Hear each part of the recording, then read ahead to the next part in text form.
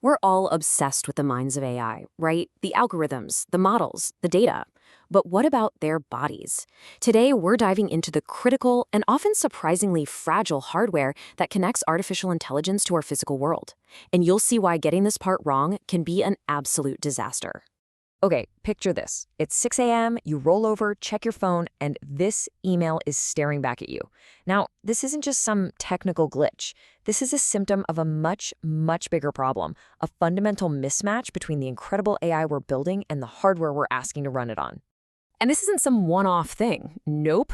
This is what we're calling the hardware mismatch crisis. It's what happens when AI has to leave the clean, predictable, comfortable world of the data center and actually survive out here in a chaotic reality of a factory or a hospital or even a busy city street.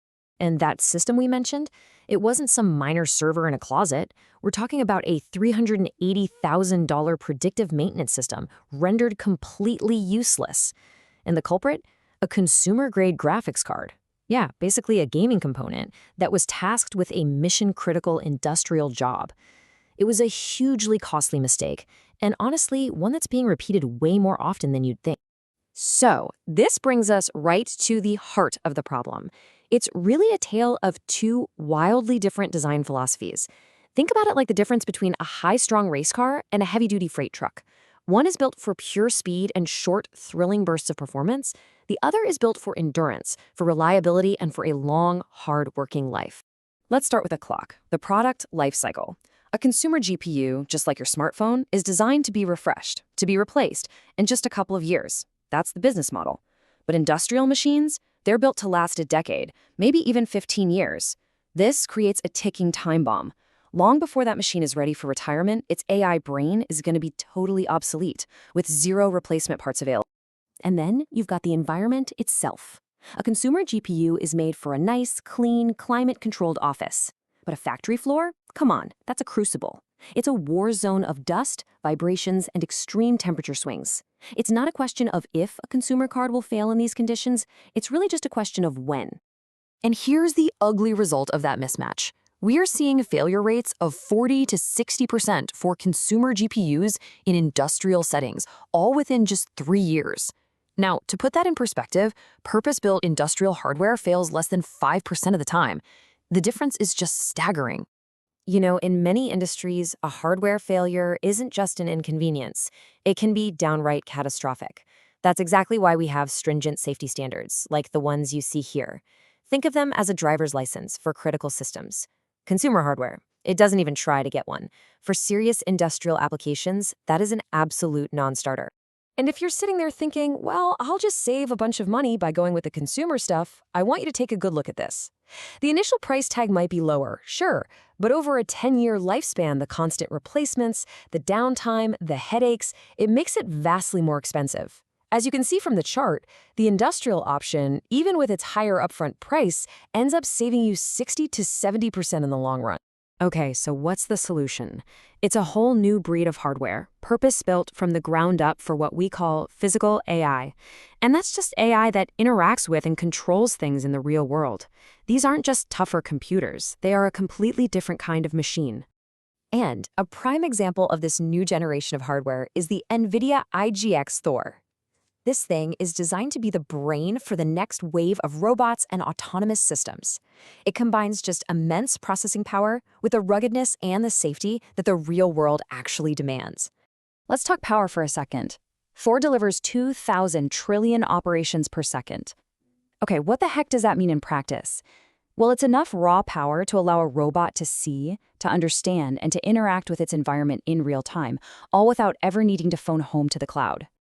And just to give you a sense of how big a jump this is, Thor is 7.5 times more powerful than its predecessor, which was already incredibly impressive. This isn't just an incremental improvement, folks. It's a generational shift in what's even possible at the edge. And it's not just about raw speed. With up to 128 gigabytes of high-speed memory, Thor can run these massive, complex AI models directly on the device. This is a total game changer. It means faster, more reliable decisions, because the AI doesn't have to wait for a response from some distant server. But all that power is completely useless if it's not safe, right? And that's where features like the Functional Safety Island come into play. The best way to think of it is like a backup pilot, constantly monitoring the whole system and ready to take over if anything at all goes wrong. It's this kind of built-in redundancy that separates industrial-grade hardware from everything else. Okay, but a powerful brain is only one piece of the puzzle. To build truly intelligent machines, you need a complete ecosystem, a whole platform that brings together the hardware, the software, and all the tools you need to go from a simple idea to a working robot. This is what that modern workflow actually looks like. Instead of the old, slow, and expensive way of building and testing a physical robot from scratch, you first create a digital twin in a super realistic simulation. You train your AI in this virtual world, then you test it on the actual Thor hardware before you ever deploy it to a physical machine. It's just a smarter, safer, and way faster way to build robots. So what are the ingredients for this new generation of AI? Well, you've got the Thor hardware as the core, the brain. You have specialized sensors, the eyes and ears, from partners. You've got the software tools to teach the robot, and you even have pre-trained AI models that give it a huge head start on understanding the world. It's the whole shebang, all designed to work together seamlessly. So where is all of this leading? We've talked about the problems, we've talked about the technology, but what's the bigger picture here? We are truly at the dawn of a new era, where intelligent machines are no longer just confined to our screens, but are actually starting to walk and work and collaborate with us out here in the real world. And this is really why this all matters so much. We're not just talking about smarter factories. We're talking about the foundational technology for surgical tools that can guide a surgeon's hand, for humanoid robots that can assist the elderly, and for autonomous vehicles that can navigate our cities safely. This is about elevating human potential, period. You know, this quote from Zentek just perfectly captures the role of this new hardware. It's the essential bridge. It connects the virtual world where AI is trained and the physical world where it actually has to perform. It connects the mind of the AI to its body. So as we entrust AI with more and more critical decisions, from the factory floor to the operating room, I'll leave you with this question to think about. Is the hardware you're using truly built for the mission? Because out here, in the real world, a brilliant mind is worth nothing without a body that you can absolutely trust.